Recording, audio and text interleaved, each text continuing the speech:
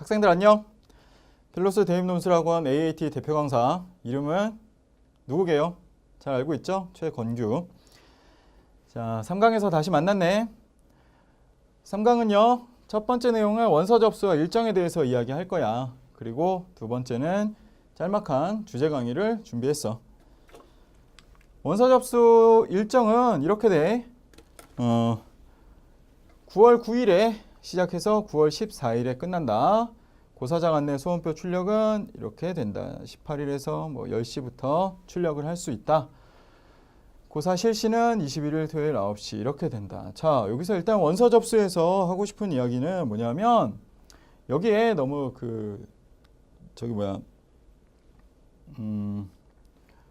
너무 아까도 이 강에서 이야기했잖아.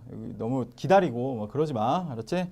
적어도 14일이니까 13일 혹은 12일까지는 꼭 원서 접수 마무리하자. 그리고 고사 실시. 늦으면 안 돼. 9시 넘어가면 문 닫아버리니까 절대 늦으면 안 돼. 최종 합격자 발표는 12월 9일. 우리 기쁜 날이야. 보통 다 오후 5시에 발표를 한다고 이야기하는데 요거보다 내 경험으로는 대부분 조금 일찍 발표를 하더라고. 합격자 발표 나면 누구한테 제일 먼저 전화할 거야? 고민하지 마. 나한테 제일 먼저 전화해. 알았지? 기쁨을 나누자고. 2배가 되지? 등록금 확인 예측은 납부는 11일에서 12월 14일까지야. 이거는 나한테 얘기하지 마. 부모님한테 이야기해. 미등록 충원 합격자 발표는 15일에서 21일까지로 되어 있어. 미등록 충원 합격자 일정은 지금 정확하게 확정이 되어 있는데 15일, 14시, 15일이야. 그리고 14시 또 21일 오전 10시. 내가 이거 다 설명 안 해도 이렇게만 해도 알겠지. 모집 요건 꼭 확인해 봐야 돼. 그리고 같은 날 21일 9시까지 3번에 걸쳐서 미등록 충원 합격자를 발표를 하게 돼. 실제로 미등록 충원은 많지는 않더라고. 얼마나 미등록 충원이 되는가. 미등록 충원이란 이런 거지. 앞에 강의에서 설명했듯이 100%를 일단 선발을 해놓고 그리고 300%의 예비 합격자를 발표한다는 거야. 100% 합격시킨 사람들 중에서 저는 이 학교 등록은 포기하겠습니다 라고 결정한 사람들을 여기에서 끌어올려서 충원을 한다는 이야기야. 총 몇 번 발표한다고? 3번 발표한다. 이때 3번 발표하니까 내가 혹시 여기에 들면 좋겠지만 여기에 들어있다. 그러면 3번에 걸쳐서 나는 발표를 잘 확인하고 등록 의사가 있다면 등록 의사를 명확하게 밝혀주는 게 좋겠어. 그리고 미등록 충원 합격자 등록 확인 예치금 납부. 등록 확인 예치금이라는 것은 여기도 나와 있는데 이 같은 개념이야. 이거 미등록 충원 합격자에 대해서 등록 확인 예치금을 납부한다. 확인 예치금이라는 건 뭐냐면 수시는 6번의 지원 기회가 있잖아. 그 중에서 중복 합격되는 경우도 있겠지. 그지? 내가 만약에 2군데 합격했다. 그러면 한 군데는 포기해야 되고 한 군데만 선택을 해야 되잖아. 물론 수시 내에서 말이지. 수시 내에서는 중복 합격이 가능하잖아. 등록만 한 군데 하면 되는 거야. 여러 군데 합격해도 상관은 없어. 알겠지? 대신에 다른 데는 등록 포기 각서를 제출을 해야 돼. 내가 다닐 곳에는 등록 확인 예치금을 납부하면 되는 거야. 내가 이 학교에 다닐 의사가 있습니다를 밝히는 과정이야. 등록 확인 예치금은. 등록금 전체 내는 거 아니야. 등록 확인 예치금은 등록금의 몇 %인지는 까먹었는데 전체는 아니야. 수십만 원 정도 되더라고. 자, 등록금 납부. 이렇게 최종적으로 등록금까지 납부하면 경북대학에 다닐 준비가 끝나는 거야. 그리고 2월 2일이 지나고 몇 주 지내 2월 중순이 되면 여러분들의 선배로부터 혹은 학교로부터 오리엔테이션에 참석해라. 혹은 신체 검사가 언제다. 등등의 그런 연락들이 오게 될 것이고 여러분들은 드디어 대학 생활을 시작하게 되는 거야. 중요한 건 미등록 충원 같은 경우에 경북대는 다 홈페이지에서 확인하게 되어 있지만 다른 학교 같은 경우에는 유선으로 연락을 하는 경우가 있단 말이야. 유선으로 연락할 때 보통은 3번 미등록 충원을 할 의사가 있습니까를 3번 물어보고 만약에 통과가 안 된다. 그러면 그 다음 순위 학생에게 합격증을 넘겨버린단 말이야. 합격 자격을 넘겨버리니까 여러분들은 항상 이 미등록 충원 기간에 적어도 12월 내내 12월 내내 여러분들의 휴대전화가 꺼지지 않도록 배터리 관리 잘 하시고, 혹시 여러분들 휴대전화가 아니라 부모님 휴대전화를 그 자기 인적사항에 등록해 놓은 경우에는 부모님들께도 모르는 번호지만 꼭 받아야 합니다. 적어도 12월 한 달 동안은 모르는 번호도 꼭 받아야 해요. 라고 이 가족의 팀워크를 발휘하는 게 좋겠지. 자, 지원자 유의사항으로 넘어가 볼까? 유의사항과 동점자 처리야. 유의사항, 각종 고사 안내 및 합격자 발표는 경북대 입학정보 홈페이지에 게시하고 개별 통보하지 않는다. 혹시라도 전화 올지도 모르지. 그러니까 항상 배터리 관리 잘하라고 이야기했다. 복수 지원 금지, 수시 모집은 총 6번, 경북대는 동일 모집 단위를 전형을 달리하여 최대 2회까지 지원 가능. 예를 들어 동일 모집 단위라 함은 국어, 국문, 학과에 전형을 달리한다는 것은 어떻게 AAT로도 지원이 가능하고 학생부 전형으로도 이루어진다. 학생부 전형으로도 지원이 가능하다는 이야기야. 중복 합격하면 한쪽은 반드시 포기해야 한다. 알겠지? 하나만 선택해야 돼. 이거야. 수시에 여러 번 합격했다. 그러면 하나를 선택하고 나머지는 다 버려라. 그렇다고 나머지 하나까지 다 버렸어. 정시 지원 자격은 없다. 자, 이거야. 수시 모집 합격자는 정시 및 추가 모집에 지원할 수 없음. 합격 후 등록하지 않더라도 정시 및 추가 모집에 지원할 수가 없다. 자, 동점자 처리를 볼까? 논술 AAT 반영 성적이 높은 사람부터 합격을 시키지. 당연히 AAT 전형이니까. 그리고 교과 반영은 만약에 논술 성적까지 똑같다. 그러면 교과 반영으로 들어가는데 영어, 국어, 사회 교과 순으로 성적이 높은 자를 선발을 한다. 그래도 결판이 안 난다. 동점인 경우 생년월일이 늦은 자를 합격을 시킨다. 빠른 생들 있잖아. 좋겠다. 근데 여기까지 가는 일은 별로 없지? 자, 선발 방법을 한번 볼까? 전형 요소 성적 총점이 높은 순으로 모집 단위별 모집 인원 100%를 일단 합격자로 선발해. 후보자는 몇 %까지 선발해? 300%를 후보자로 선발해.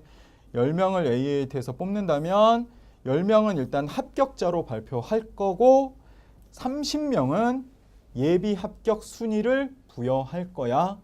알겠지?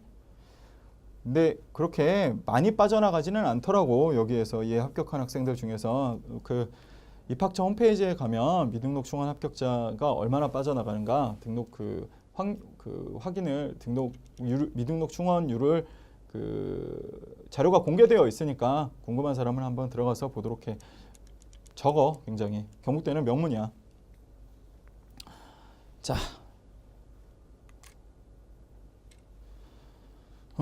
바로 주제 강의로 넘어갔는데 주제 강의로 넘어가기 전에 반가운 얼굴 형주 멘토가 잠깐 등장해서 수능 후에 AAT 준비를 어떻게 하면 잘 할 수 있는가, 형주 멘토의 아주 생생한 체험을 들려줄 거야. 집중해서 잘 들어보고 우리 주제 강의에서 논증부터 다시 시작해 보기로 하자. 네, 지금부터 필로스 멘토가 11월 논술 전형 준비 팁을 알려드리겠습니다. 수능 후에 가장 큰 고민이 최저를 맞춘지 안 맞춘지 모르겠는데 논술 시험을 준비해야 되나요? 하는 고민입니다. 이 여러 학원에서 이제 인터넷 사이트에 수능 이제 채점표하고 이제 등급 예상표를 올립니다. 그래서 많은 학생들께서 그 등급을 따지고 수능 최저가 맞았나 안 맞았나를 예상하는데요. 만약 한 등급 차이다 그러면은 그 학원에서 나온 정보들이 반드시 100% 맞는 건 아닙니다.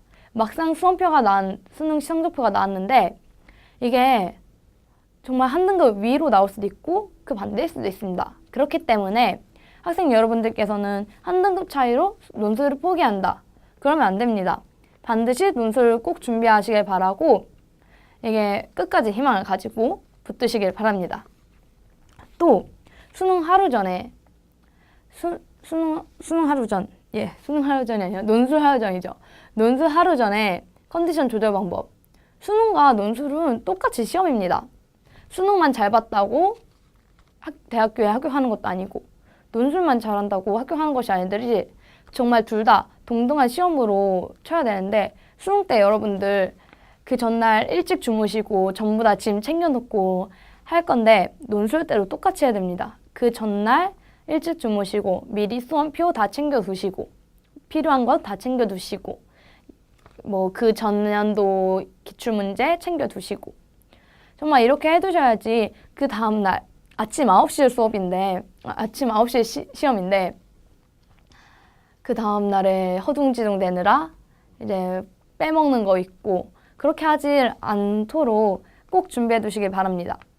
그렇게 하는 것이 여러분들에게도 부모님에게도 정말 편안한 시험장 가는 길이 될 것입니다. 그리고 또 시험장 정말 그 대학교 분위기는 여러분들이 수능 보러 간 분위기랑 또 다릅니다. 고등학교에서 시험을 보는 수능은 고등학교에서 받을 수 있는 인원 정도만의 인원이 옵니다. 하지만 대학교는 정말 그 대학교 큰 그 건물들 안에서 정말 수백 수천 명의 사람들이 다 몰려옵니다. 학생들뿐만 아니라 그 부모님들까지 오시기 때문에 정말 상상하셨던 것보다 더 많은 사람들이 그 시험장에 있을 겁니다. 그렇기 때문에 정말 적어도 30분 전에 도착하자는 마음으로 미리미리 나가셔서 준비하시고 너무 많은 인파 속에서도 긴장하지 않도록 먼저 고시장에 들어가셔서 그 자리에 앉아서 마인드 컨트롤하고 명상하고 내가 그 전년도 기출문제를 풀어보고 이렇게 하는 것이 여러분들의 논술 시험에 훨씬 도움이 될 것입니다. 또한 이제 시험 도중에는 긴장이 되죠. 손이 떨리기도 하고 땀이 삐질삐질 나고 이럴 때는 잠깐 멈추고 100분이란 시간이 아직 우리에게 남아있으니까 잠깐 멈추고 이제 명상을 하든 심호흡을 하든 긴장을 푸는 것이 그 다음에 계속 있을 시간들에 더 도움이 될 것입니다. 이제 논리적으로 생각하는 것도 이제 긴장을 하면 그게 더 힘들거든요. 그렇기 때문에 잠깐 펜을 내려놓고 이제 심호흡을 더 하고 긴장을 풀고 다시 시험에 임해 주시길 바랍니다. 그리고 AAT는 다른 논술 시험들과는 다르게 100자 정도의 그 글입니다. 그렇기 때문에 다른 시험 같은 경우엔 바로 답안지에 답안을 작성하지만 AAT 같은 경우에는 논술 시험 문제지에 정리를 해두고 내 생각을 정리하고 어떻게 쓸 것인가 100자 정도면 짧습니다. 그렇기 때문에 그걸 다 정리해두고 그 다음에 답안지 옮기는 게 훨씬 여러분의 답안이 깔끔해 보이고 논리 있어 보이는 것에 도움이 될 것입니다. 이런 여러 가지 팁들을 참고해서 여러분들의 꼭 AAT 합격하시길 바랍니다.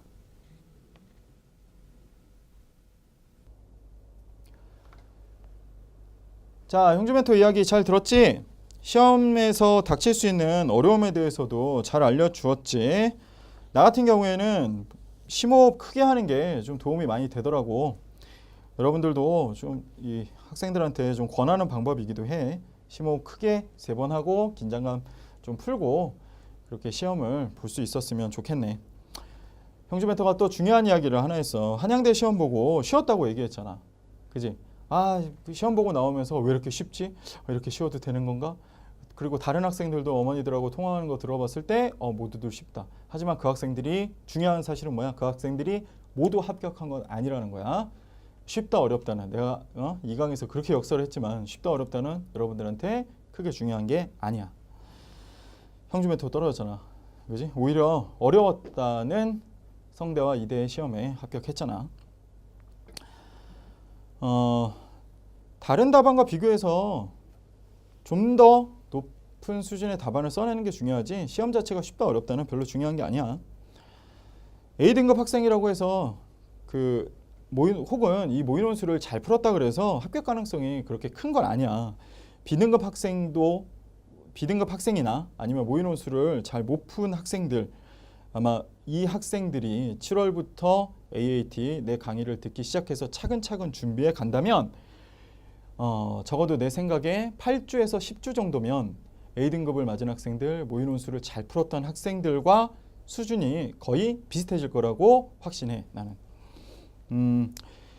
즉 그때 출발점이 같아진다고 볼 수 있겠지.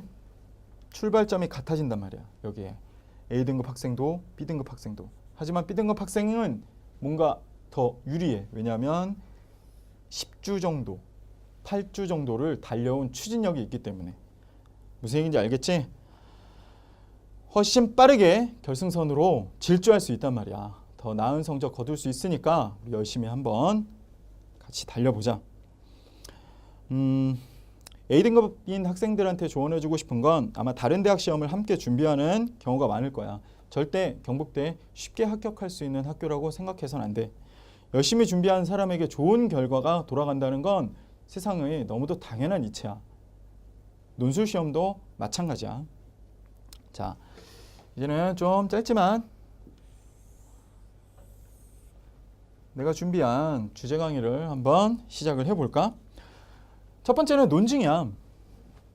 왜 내가 논증을 준비했냐 하면 이 강에서도 설명했지만 논증 문제는 경북대 논술의 DNA라고 할 수 있어. 아주 DNA 중에서도 독특한 DNA. 왜냐하면 논증 문제는 AAT에서 빈번하게 출제가 되었고 게다가 오래전에 구술 면접 문제에서도 출제가 되었어. 이건 즉 뭐냐면 경북대에서는 학생들에게 논증 능력을 테스트하고 싶어 한다는 거지. 경북대의 특징이라는 거야, 그게.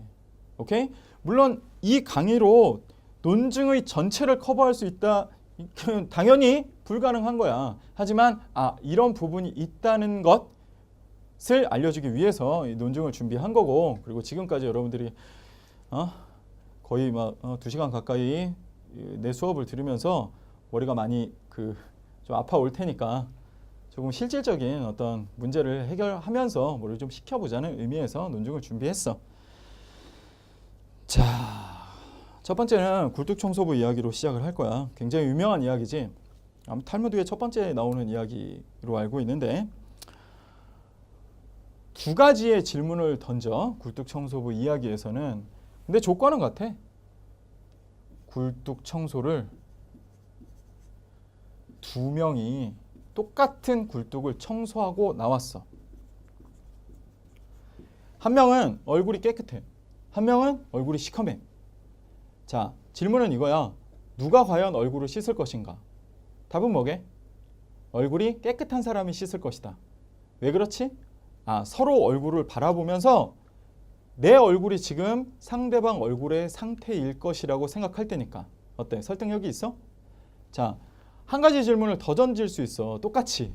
자, 청소를 하고 나왔어. 한 명은 얼굴이 하얘, 한 명은 얼굴이 시커매. 그렇다면 누가 과연 얼굴을 씻을 것인가? 답은 첫 번째 답과는 좀 다른 답이 나올 수 있겠지? 어떻게? 둘 다 씻을 것이다. 왜? 둘 다 굴뚝 청소를 하고 나왔으니까. 자, 이 얘기는 뭐냐 하면 이 얘기가 시사하는 것은 논증이 그렇게 어려운 일만은 아니라는 거야. 일상적으로 우리는 논증을 하고 있다는 것을 좀 설명하기 위해서 예시로 든 거야. 답을 맞추는 것도 중요하지만 실제로 여기는 답이 여러 가지가 나올 수도 있잖아. 이런 답안도 생각해 볼 수 있잖아. 아니 그것 자체가 불가능해. 어떻게 똑같이 굴뚝을 청소하고 나왔는데 한쪽은 얼굴이 시커멓고 한쪽은 얼굴이 하얄 수 있어. 이런 식의 여러 가지 생각을 유도해 볼 수 있겠지. 이것이 바로 왜 그런가에 대해서 생각해 보는 과정, 그리고 그것을 증명하는 과정. 이걸 논증이라고 하는 거야. 자, 논증의 의미에 대해서 한번 살펴볼까? 논증은 글자가 하나 빠졌다. 배고파서 내가 먹었어. 옳고 그름을 이유를 들어 밝힘 또는 근거나 이유를 뜻하는 말, 아직 명백하지 않은 사실이나 원칙에 대하여 그 진실 여부를 논리적으로 증명하기 위한 기술 방식. 어떤 견해가 다른 견해보다 더 나은지를 알아내는 방법이야. 쉽지? 우리가 이미 하고 있어. 일상생활에서. 어떻게 하고 있어? 자꾸 애인 얘기해서 미안한데 애인 없는 사람들한테 애인하고 싸울 때도 우리는 논증 방법을 사용한다? 이렇게 얘기하는 경우가 있잖아. 내가 너를 사랑하지 않는다면 꽃이나 반지나 핸드백을 사줬겠어? 그지? 이것도 일종의 논증이야. 숨겨진 전제가 뭘까? 거꾸로 이렇게 좀 거꾸로 생각해 보면 꽃과 반지나 핸드백이나 옷을 사주는 행위는 사랑을 증명하는 행위다. 이런 논증이 되거든. 옳다 그르다라기보다는 그냥 이런 것도 논증의 그 사고에서 나오는 표현이란 말이야. 내가 든 설명은 굉장히 조야하지, 그지? 이럴 때 쓰는 말이야. 이 얼마나 조야한 논증인가? 게다가 그 여성들 같은 경우에는 아무런 그 정보도 없이 너 어떻게 나한테 그럴 수 있어? 너 뭔가 잘못한 거 있지? 라고 물어보기도 하지. 이것도 역시 하나의 논증적인 사고 방식이긴 한데 그거는 나중에 이야기하도록 하자. 자, 추론. 그다음에 추론인데요. 추론이야. 논거의 내용을 정확하게 파악하고 논거와 논거 사이의 관계를 명백히 드러내주면서 하나의 결론을 이끌어내는 과정. 이걸 추론이라고 해. 어이구, 넘어가 버렸네. 어떻게 하다 보니까 이걸 먼저 얘기를 했어야 되는데 너무 예민해서 그래. 우리 전자칠판이. 주로 명제, 추론, 논거 제시로 이루어짐이라고 되어 있어. 자, 명제는 일단은 이야기했고 그 다음은 추론입니다. 명제예요, 명제. 전자칠판 너무 예민해서 내가 헷갈리잖아. 자, 명제. 어떤 사실 혹은 문제에 대한 의견이나 신념, 판단, 주장 등을 단일한 언어적 표현으로 나타낸 것. 자, 명제에는 사실명제. 예를 들어 사실명제라면 한국전쟁은 1950년에 일어났다. 이게 사실명제가 되겠지. 가치명제는 뭐가 되겠어? 웃음은 건강에 도움이 된다. 이런 것이 가치명제야. 가치판단이 개입되어 있는 명제지. 정책명제는 뭐뭐 하는 것이 좋다. 뭐뭐 해야 한다라고 이야기하는 게 바로 정책명제가 되겠어. 지각을 하지 않는 편이 좋다. 이런 것이 정책명제가 돼. 자, 그 다음 논거는 뭐냐면 명제의 타당성이나 진실성을 뒷받침하기 위해 쓰는 논리적 증거. 보통 논술 시간에 논거를 갖춰야 한다. 논거를 갖춰야 된다. 이야기 많이 들지? 논리적 증거야. 근데 뭐를? 조건은 뭐야? 타당성, 진실성 뒷받침하기 위해 쓰는 거다. 추론, 그 다음에 추론입니다. 논거의 내용을 정확하게 파악하고 논거와 논거 사이의 관계를 명백히 드러내주면서 하나의 결론을 이끌어내는 과정. 이걸 추론이라고 해. 논거와 논거 사이의 관계를 명백히 드러내주면서. 근데 이 과정에서 오류가 개입할 수 있어. 그래서 추론이 잘못되면 잘못된 결론을 낳게 되지. 오류를 낳게 된단 말이야. 자, 그 다음에는 귀납 논증, 연역 논증에 대해서 이야기할 텐데 대부분 다 알고 있는 내용이라서 그냥 집중력을 좀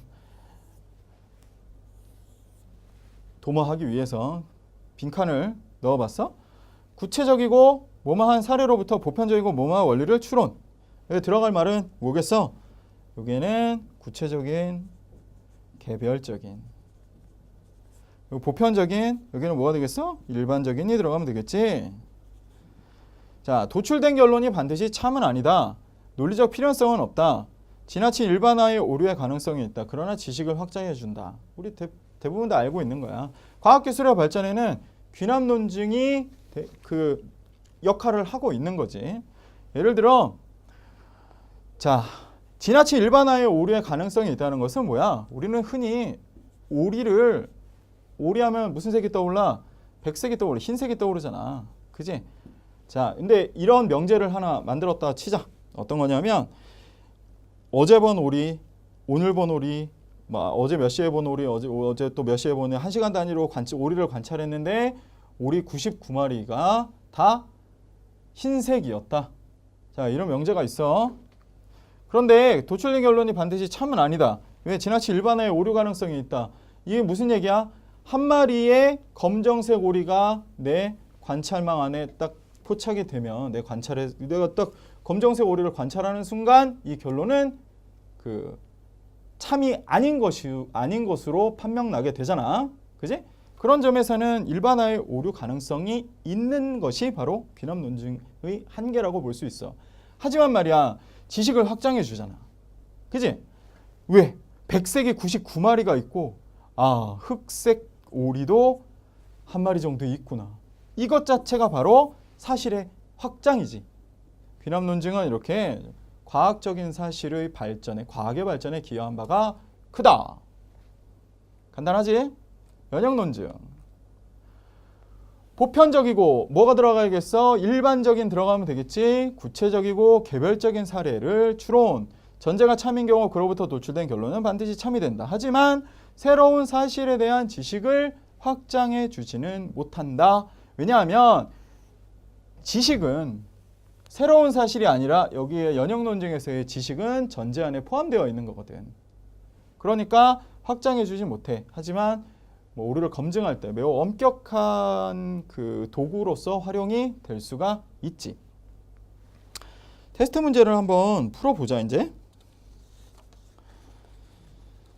자, 오류를 검증해 보는 거야. 이게 참이냐 아니면 거짓이냐를 한번 판단을 해봐. 여러분들 스스로. 문제 1.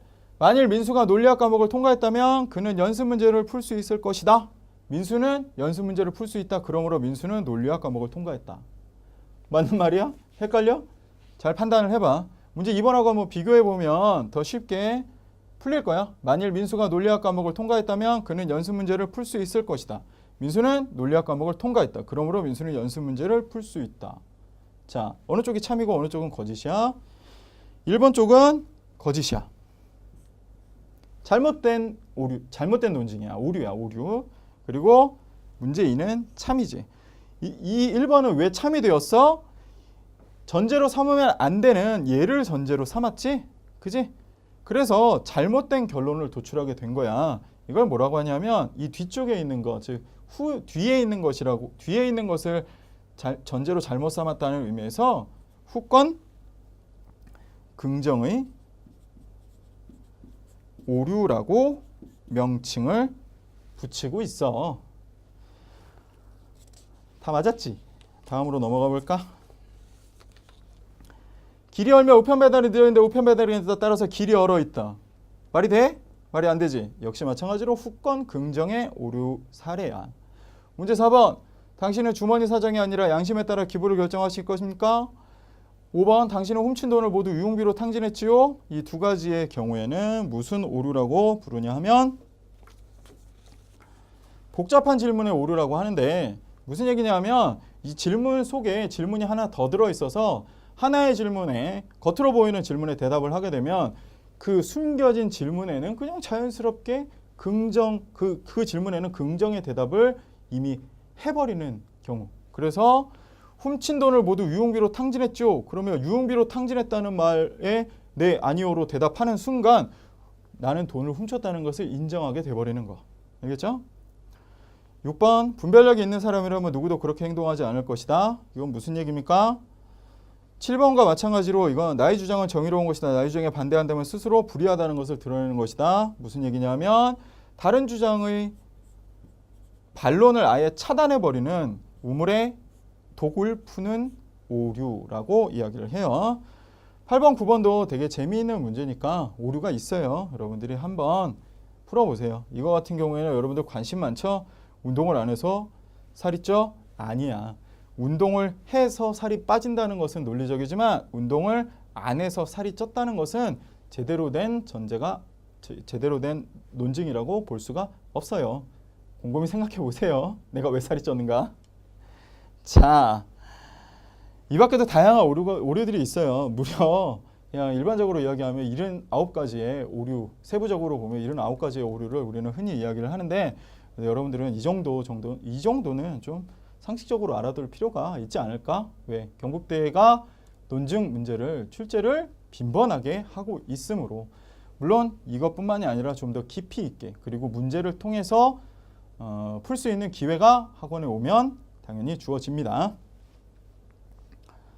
자, 다음으로 넘어가 볼까요? 이번에는 언론을 준비했어요. 언론도 내가 준비한 이유는 뭐겠습니까? 빈출이에요. 빈출. 기출 주제거든요. 기출 주제. 물론 언론만 계속 반복되어서 출제되었던 건 아니지. 공리주의에 대해서 아주 빈번하게 출제가 됐지. 경북대에서는. 또한 민주주의에 대해서도 빈번하게 출제가 됐지. 이것뿐만이야.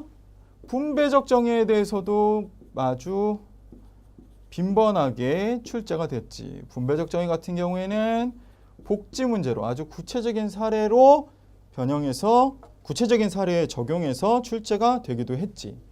벤담 롤스 이런 사람들 출제 많이 되었다는 이야기야. 자, 언론도 마찬가지로 계속 출제되고 있어. 근데 생각해봐. 공리주의, 민주주의, 분배적 정의, 복지 이게 계속 똑같은 패턴으로 하나의 주제를 같은 방향에서 출제했을까? 아니야. 어떤 경우에는 벤담의 주장에 좀 더 힘을 실어주는, 어떤 경우에는 롤스의 주장에 조금 더 힘을 실어주는. 민주주의에도 어떤 경우에는 좀 한국식 민주주의, 뭐 꼭 그런 건 아니지만 어떤 경우에는 한국식 민주주의, 어떤 경우에는 좀 사회민주주의적인 서로 방향을 좀 달리해서 복지를 강조하느냐, 자유를 강조하느냐 등등 여러 가지 다양한 측면에서 문제가 출제되었단 말이야. 언론도 내가 여러분들한테 제시하는 방향은 지금까지 나왔던 것과는 조금 다른 방향으로 접근을 해볼 거야. 하지만 아주 쉽게 중학생 수준으로. 중학생 수준이지만 굉장히 신선하게. 잘 들어봐. 내가 이 강의를 여러분들한테 무료로 제공하고 있다는 것을 굉장히 나는 큰 기쁨으로 생각해. 좀 편안하게 이야기를 해보자고 이제. 자, 이건 지워주시고요.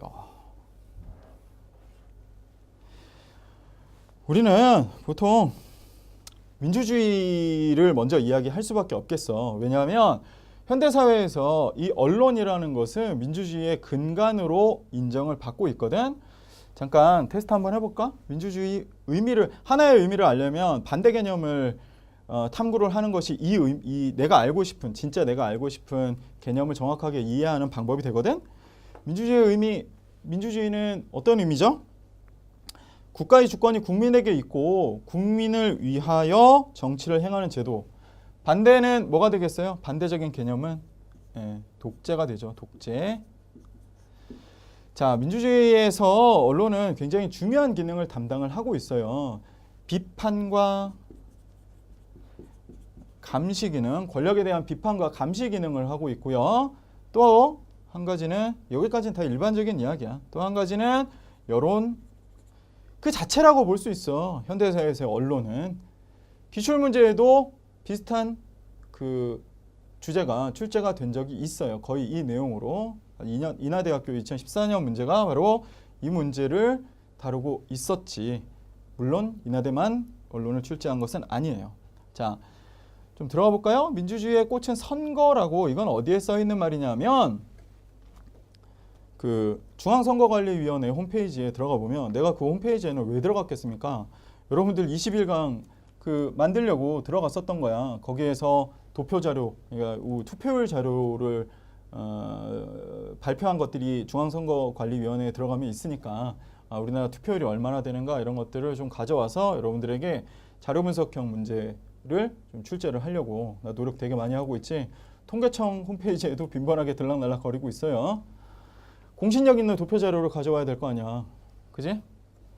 자, 민주주의의 꽃은 선거입니다. 이 말을 딱 보고 나는 어떤 생각이 들었냐면, 와, 이거 비유구나 라는 생각이 들었어. 그래서 민주주의를 이해하는 데 있어서, 또 선거라는 것을 이해하는 데 있어서 조금 더 좋은 그 사례가 되겠다 싶었어. 자, 봐. 민주주의의 꽃은 선거야. 그렇다면 이건 비유라고 이야기했잖아. 꽃은 선거야. 혼자 돌아다니는 꽃이 어디 있겠어. 반드시 뭐가 전제가 돼야 돼. 뿌리와 줄기가 전제가 되어야 한단 말이죠. 맞죠? 맞지? 뿌리와 줄기가 전제되어야 된다. 민주주의 꽃은 선거야? 선거인데 요즘 선거는 어때? 굉장히 팽팽하게 투표율이 굉장히 팽팽하게 맞선단 말이지. 51대 49로 이쪽이 채택되는 현상이 종종 벌어진다는 거죠. 뿌리와 줄기는 그러면 도대체 뭘까? 여기에서 어떤 기능을 하는 것일까? 축약해서 바로 설명을 해 드릴게요. 바로 설명을 해 줄게. 뿌리는 줄기는 뿌리와 줄기는 뭐다? 바로 대화와 토론이다. 대화 토론이 전제되지 않잖아? 그러면 선거는 또 하나의 갈등의 시작이 될 수 있어. 선거나 투표는 대화 토론이 전제가 되어야, 즉 뭐야? 내 상대편에 나온 사람이, 내 상대편의 후보자로 나온 사람이, 혹은 내가 지지하지 않는 저 정책을 지지하는 사람들도 진정성을 가지고 있구나를 확인하는 과정. 이게 바로 대화 토론이지. 그 대화 토론, 특히 현대 사회는 규모가 커. 대화 토론을 직접 하기가 상당히 어렵지, 현실적으로. 자, 여기에서 언론이 담당하는 기능이 부각되지 않아? 그지? 뭘 담당해야 돼? 그렇지. 간접적인 대화 토론을 언론이 담당을 해야 된단 말이야. 민주사회의 꽃은 선거야. 이 선거를 진짜 꽃으로, 조화가 아니고 꺾인 꽃이 아니고 화병에 꽂혀있는 꽃이 아니고 정말로 씨앗을 맺을 수 있는 꽂히게 하는 것은 결국은 뭐다? 대화 토론인데 그 대화 토론은 실제로 언론이 담당하고 있다. 이 이야기를 하고 싶었어. 어때? 좀 신선해? 신선하다고. 대한민국 헌법, 이거는 그냥 상식적으로 한번 알아보자는 이야기였어. 언론에 대해서 얼마나 보장을 하고 있는가. 이렇게 중요한 것이기 때문에 언론을 보장을 하고 있단 말이야. 헌법으로, 가장 상위법으로. 모든 국민은 통신의 비밀을 침해받지 아니한다. 모든 국민은 언론 출판의 자유와 집회 결사의 자유를 가진다. 언론 출판에 대한 허가나 검열과 집회 결사에 대한 허가는 인정되지 아니한다. 인정되지 않아. 근데 우리 사회에서는 인정했던 그런 역사도 있어요, 실제로. 21강을 내가 준비를 하잖아. 경북대 AAT를 이렇게 준비를 하다 보면 어떤 느낌이 와요. 어떤 느낌이, 이런 식으로 접근을 해보는 것이 굉장히 유의미할 것 같다는 그런 강한 느낌이 딱 온단 말이야. 알겠지? 자, 세 번째. 통신, 방송, 시설 기준과 신문의 기능을 보장하기 위하여 필요한 사항은 법률로 정한다. 자, 보장하기 위한 걸 법률로 정하는 거야. 보장. 제한하기 위해서 법률로 정하는 거 아니야? 언론 출판은 타인의 명예나 권리 혹은 공중도덕이나 사회윤리를 침해해서는 아니 된다. 언론 출판이 타인의 명예나 권리를 침해한 때에는 피해자는 이에 대한 피해의 배상을 청구할 수 있다. 여기에는 당연히 언론에 자유가 있다면, 언론에도 자유를 보장한다면 자유의 범위는 어디까지? 다 알고 있잖아. 타인의 자유를 침해하지 않는 범위 내에서 자유지. 따라서 책임. 이 4번은 언론의 자유에 따르는 책임을 헌법으로 규정하고 있다. 내가 준비한 가이드 3강, 무료 강의. 그죠? 무료 강의 3강은 여기서 끝이에요.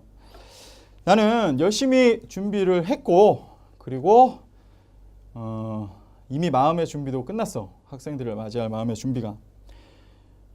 연필 잡는 방법부터 새롭게 가르쳐 준다는 마음으로 학생들에게 아주 친절하게 방향을 가르쳐 줄 거야. 그리고 학생의 답안 수준에 높고 낮으면 나에게는 별로 중요한 건 아니야. 지금 높았다고 나중에도 높으리라는 보장 없고, 지금 낮다고 계속 낮으리라는 보장은 없어. 나는 학생들이 답안을 쓴다는 것 자체가 굉장한 기적이라고 생각해. 왜? 아무것도 못하던 상태에서 태어나서, 아무것도 못하는 상태로 태어나서 걸을 수 있고 말할 수 있고 생각할 수 있고 그 생각을 논리정연하게 글로 표현할 수 있다는 것 자체가, 이건 기적적인 일이라고 생각해. 나는 그 기적을 매우 기쁘게 매번 받아들일 생각이야. 너희들은 뭘 준비할래? 일단 수능을 최대한 점수를 확보를 해야겠지. 점수를 잘 받을 수 있도록 준비를 하는 것은 가장 기본이고, 여러분들한테 특별한 건 아니지만 좀 구체적인 주문을 하고 싶은 것들이 몇 가지 있어. 나는 수업을 잘 준비했어. 그리고 여러분들한테 잘 제공을 할 거야. 하지만 여러분들은 첫 번째, 수업을 일단은 열심히 듣겠다는 각오와 실제로 열심히 들어야 해.